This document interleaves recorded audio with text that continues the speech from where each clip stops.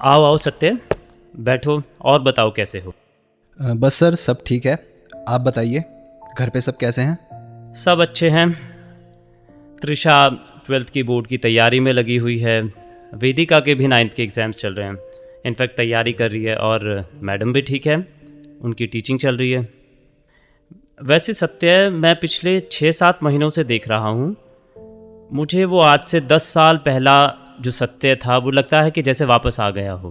अरे सर, नहीं नहीं सत्य, सच में वो ज्ञान, समझदारी, सीधी ज़ुबान और वो सच्चाई।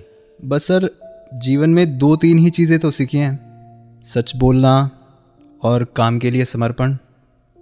नहीं सत्य, एक चीज़ और है, तुम ना जितना जल्दी किसी से अटैच्ड होते हो इमोशनली, शायद उतना जल्दी डिटैच भी हो जाते हो। ये पता नहीं खासियत है या क्या है। ये तो आज तक मैं भी नहीं समझ पाया सर। वैसे सत्य, एक चीज़ मैंने तुमसे सीखी है, वो अपनी प्रॉब्लम को लिखना फिर उन्हें सॉल्व करना। It was really unique thing. आपने भी तो बहुत कुछ सिखाया है सर, जैसे कि बेकार के लोगों को अपनी लाइफ से बाहर रखना। यू नो सत्य, कभी कभी ना मैं अपना प्रोटोटाइप देखता हूँ तुम में। जब मैं शायद तुम्हारी उम्र का था, maybe I would react in the same manner. अरे sir, it's an honour for me. आइए आइए मीनाक्षी जी, आइए आइए, बैठिए। कैसी हैं आप?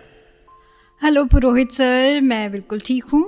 और बताइए, आपके पति प्रोफेसर राघव श्रीवास्तव जी, वो कैसे हैं? बिल्कुल सर, वो बिल्कुल ठीक है। और बेटी आपकी, क्या नाम है? सारिका, शायद सारिका। कैसी है सारिका? जी, सारिका भी अच्छी है, लगी रहती है बस ड्राइंग में, 4th क्लास में है। अरे सत्य, ये देखो, ये मीनाक्षी जी हैं, मीनाक्षी लहर। हाँ सर। बहुत ही प्रोमिनेंट साहित्यकार हैं, बहुत समय से लिख रही हैं। और अभी अभी ना इनका एक नावल पब्लिश हुआ है और इस सिलसिले में इनका यहाँ आना हुआ है। इनफैक्ट मैं ये चाहता हूँ कि ना हम एक अच्छा सा इंटरव्यू इनका पब्लिश करें अपने लिटरेरी पेज के लिए। हाय। हेलो मीनाक्षी जी, ठीक है, ही सत्य, ये आपका इंटरव्यू करेंगे। He is very able interviewer. आपको शायद कंफर्टेबल फील होगा इनके साथ में, और आप इनके साथ कॉन्फ्रेंस रूम में चले जाइए। ठीक है सर, मैं मिलती हूँ आपसे। ठीक है सत्य, फिर मिलते हैं बाद में। बिल्कुल सर।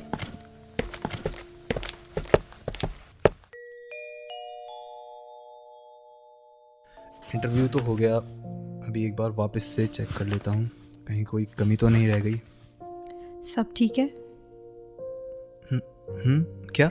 सब ठीक है, मेरा मतलब है मेरे सारे जवाब ठीक है। मेरा पहला इंटरव्यू है ना। हाँ सब ठीक है। रोचक जानकारियाँ दी आपने। आपने भी सवाल अच्छे ही किए थे। शादी की? नहीं। वैसे आज भी वैसे ही हो, दुबले पतले, चुपचाप रहने वाले। हाँ। सर्वाइकल का दर्द कैसा है अब? और ज़्यादा रहने लगा है जब से सारिका हुई है। जो डॉक्टर मैंने बताया था, कभी उसे नहीं दिखाया? नहीं। तुम बताओ, क्यों नहीं की शादी? एक बार ही काफ़ी है। कैसी है वो? मुझे नहीं पता, मेरे साथ नहीं रहती। शायद खुश होगी अपनी ज़िंदगी में अपनी बेटी और पति के साथ। खुश? तुमने तो हमेशा से अपने आप को और अपने ईगो को सबसे ऊपर रखा ना सत्य। जैसे तुमने सच छुपाने को और अपने झूठ को जस्टिफाई करने को हमेशा सबसे ऊपर रखा। तुम मुझे बांधना चाहते थे। उन बाउंड्रीज़ का मतलब तुम्हें बांधना नहीं था मीनाक्षी। उनका मतलब था कि कुछ बातें और आदतें जो मुझे नहीं पसंद, उनके साथ मैं कोई कॉम्प्रोमाइज़ नहीं करता। कॉम्प्रोमाइज़ नहीं करता? तुम मुझे इग्नोर करने लगे थे यार। तुम्हारे झूठ बोलने की आदत की वजह से, तुम्हारी बातें घुमाने की आदत की वजह से। तुमने मुझे कभी समझा ही नहीं। तुमने भी मुझे बाकियों की तरह जज ही किया ना। अगर जज करता ना तुम्हें, तो तुम्हारे अतीत के बारे में जानने के बाद बात ही ना करता तुमसे, या उन कमज़ोर दिल वाले लड़कों की तरह तुमसे तुम्हारी पवित्रता का सबूत मांगता मीनाक्षी। पास्ट, तुमने तो मुझ पर आरोप ही लगा दिया था ना छोटे होने का। झूठ बोलना और उसको फिर जस्टिफाई करना, मुझसे और अपने आप से तो सच बोल देती मीनाक्षी। बातें घुमाती थी तुम और सोचती थी कि सामने वाले को कुछ पता ही नहीं चलेगा। हाँ, घुमाती थी मैं बात। नहीं घुमाती तो क्या करती बोलो। इस समाज ने इतनी बंदिशें रखी कि किसी से मिलने जाओ तो सच छुपाना पड़ता है, किसी से प्यार करो तो सच छुपाना पड़ता है, और किसी से शादी करो तो छुपानी पड़ती है। मेरे साथ शादी होने के बाद भी झूठ बोलना, कैसी इंसान हो यार तुम मीनाक्षी। सच में तुम्हारे लिए सब कुछ मजाक था ना।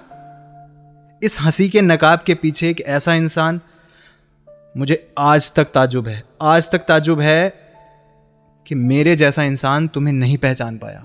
तो क्यों की थी ऐसी लड़की से शादी? मत करते। क्योंकि अच्छी लगी थी तुम, नजरअंदाज की थी तुम्हारी सारी खामियां।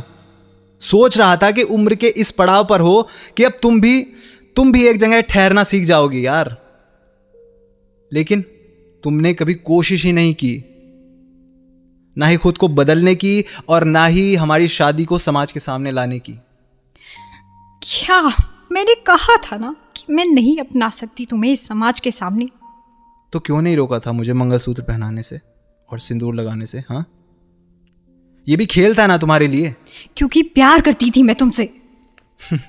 फिर एक झूठ। प्यार करती थी, शादी की, बस तुम्हें अपना नहीं सकती थी समाज के सामने। तुम्हें रिश्ते बदलना आता है मीनाक्षी, अपनी खराब आदतें नहीं। तुम चाहती तो बदल सकती थी, वो मुझसे सच छुपाने की आदत और झूठ बोलने की आदत, पर नहीं। नहीं बदले ना आज भी। वही अकड़। प्यार नहीं करते थे तुम मुझसे, बस अट्रैक्शन था तुम्हारा। अट्रैक्शन में कोई किसी के गले में मंगलसूत्र नहीं बांधता मीनाक्षी, मांग में सिंदूर नहीं भरता कोई अट्रैक्शन में। वो शादी तो तुमने मुझे बांधने के लिए की थी, नहीं? हाँ, की थी यार मैंने तुमसे शादी, तुम्हें बांधने के लिए और तुम्हें पल पल याद दिलाने के लिए कि मैं तुम्हारा पति हूं। और जब जब तुम मंगलसूत्र बांधो या सिंदूर लगाओ तो तुम्हें हर बार मेरी याद आए, चाहे तुम किसी और के साथ क्यों ना हो। की थी मैंने तुमसे शादी तुम्हें बांधने के लिए। और वो वादा जो तुमने किया था कि जितना टाइम भी साथ रहेंगे अच्छे से रहेंगे, पति पत्नी बनकर रहेंगे, मैं कभी तुम्हें अपने साथ रहने के लिए मजबूर नहीं करूंगा। यही निभा तो रहा हूं ना वो वादा।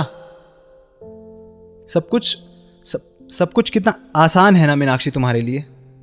रिश्ते बदलना, ये कहना कि भले ही हम रिश्ते को समाज के सामने साबित ना कर सकें, भले ही मेरी शादी किसी और से हो जाए, लेकिन पहला सिंदूर तुम्हारे नाम का होगा। सब कुछ कितना आसान था ना मीनाक्षी तुम्हारे लिए। अरे मैं तुम्हें अपने घर लाना चाहता था यार, गृहस्थी बसाना चाहता था तुम्हारे साथ। 2 बच्चे, नाम भी रखे थे ना। क्या कहती थी तुम? क्या कहती थी यार? क्या बुलाती थी? पतिदेव। हाँ, क्योंकि पति थे तुम मेरे, क्या बुलाती फिर? ऐसा पति जो जीते जी अपनी पत्नी को किसी और का होते हुए देखे। इतना बड़ा त्यागी नहीं था मैं कोशिश कर रहा था अपने आप को समझाने की। 3 बजे आंख खुलती थी यार मेरी, 3 बजे। और पता है क्या ख्याल आता था मीनाक्षी? एक दिन तुम किसी और की पत्नी भी बन जाओगी। आज तक तुमने मुझे कभी समझा ही नहीं। अगर तुम मेरी बेड़ियां देख लेते कि मैं तुम्हें नहीं अपना सकती तो तुम मुझ पर यह आरोप नहीं लगाते। कौन सी बेड़ियां थी वो? समाज की, माता पिता की? तुम नहीं समझोगे। बस यही बोलना आता है तुम्हें। अच्छी ढाल है तुम्हारे पास मीनाक्षी। जब किसी बात का जवाब ना बने ना तो बोल दो तुम नहीं समझोगे। तुमने तो बात भी नहीं की थी इस बारे में अपने घर वालों से। मजाक था तुम्हारे लिए, सब कुछ खेल था। मैं नहीं बदल सकती थी अपने पेरेंट्स के बिलीफ। घर वाले तुम्हें कभी नहीं अपनाते, कभी नहीं मानते। वो पापा किसी और कास्ट में मेरी शादी नहीं होने देते किसी भी कीमत पर। मैं नहीं बदल सकती थी अपने पेरेंट्स के बिलीफ यार, और तुम्हें सबके सामने अपनाकर मैं उन्हें जीते जी मार नहीं सकती थी। पापा थे वो मेरे, बस इतना ही तो चाहते थे कि मैं उनकी मर्जी से शादी करूं। जब सब कुछ पहले से पता था तो मेरे साथ नजदीकियां क्यों बढ़ाई? क्यों बातें किया करती थी मुझसे? क्यों मिला करती थी अकेले में? क्यों बंधवाया था मंगलसूत्र वो? क्यों लगवाया था मुझसे सिंदूर? पतिदेव खेलना था? क्योंकि मैं प्यार करती थी तुमसे। प्यार में प्रयास होता है, कोशिश होती है, समझदारी होती है। अपने से पहले दूसरे को रखा जाता है मीनाक्षी। दूसरे की फीलिंग्स समझनी पड़ती हैं, और सबसे बड़ी बात, सच बोला जाता है। तुमसे बात करके अच्छा लगता था, मेरा अकेलापन दूर हो जाता था, और तुम्हारी बातें प्यारी लगती थी। तुम्हारी समझदारी मुझे पसंद थी, और तुम्हारी नॉलेज, और सबसे बात करने का तरीका। जिस तरह तुम्हारे साथ शादी से पहले भी तुम मुझे पत्नी की तरह ट्रीट करते थे, शादी वाली फीलिंग आती थी। दिल को अच्छा लगता था। जब भी अकेला फील करती थी, तुम्हें मैसेज कर देती थी। ओह, तो ये था तुम्हारा प्यार, सिचुएशनशिप। हाँ, पति वाला ट्रीटमेंट चाहिए था तुम्हें, अच्छी फीलिंग चाहिए थी तुम्हें। वाह। फिर वही बात, तुम अगर मेरी बेड़ियां देख लेते ना, तो मुझे बेवफा की तरह ना देखते। बेवफा कहलाने के लिए भी वफा करनी पड़ती है मीनाक्षी, और तुम ना उससे भी नीचे हो। तुम भी इगोइस्टिक थे, हो और रहोगे। मैं तो वो वादा निभा रहा हूँ मिसेस मीनाक्षी राघव श्रीवास्तव, जो अपनी पत्नी मिसेस मीनाक्षी सत्या सिंह से किया था उस मंदिर में, कि उसे अपने साथ रहने के लिए मजबूर नहीं करूँगा। वो वादा निभा रहा हूँ कि तुम अपनी मर्जी से अपने रास्ते और रिश्ते चुन सकती हो। तुम्हें लगता है सब कुछ तुम पे ही गुजर रही है? अगर मेरी जगह होते तो पता चलता मैं किस तकलीफ में हूँ। किसी तकलीफ में नहीं हो तुम, और हो भी नहीं सकती कभी। कोई एहसास नहीं है तुम्हें किसी बात का कि तुमने किस रिश्ते को कुचला है जानबूझकर। तुम मेरी जगह होते तो तुम्हें पता चल जाता कि मैंने क्या त्याग किया है। त्याग? तुम भी अगर मेरे जूतों में अपने पैर डाल के देखती ना मीनाक्षी, तो नजर आता तुम्हें वो पति जिसने जीते जी अपनी पत्नी को किसी और का होने दिया। क्यों नहीं सच बोलती तुम अपने आप से? तुम्हें सिचुएशनशिप चाहिए थी मीनाक्षी, और मुझे रिलेशनशिप। तुम्हें अकेले में और फोन पे दुलार करने वाला पति चाहिए था, वो भी तुम्हारी दूसरी शादी होने तक। और मुझे केवल एक साथ निभाने वाली पत्नी। तुम्हें तुम्हारे झूठ और कमियों पर ना टोकने वाला पति चाहिए था मीनाक्षी, और मुझे एक सच्ची स्वाभिमानी पत्नी।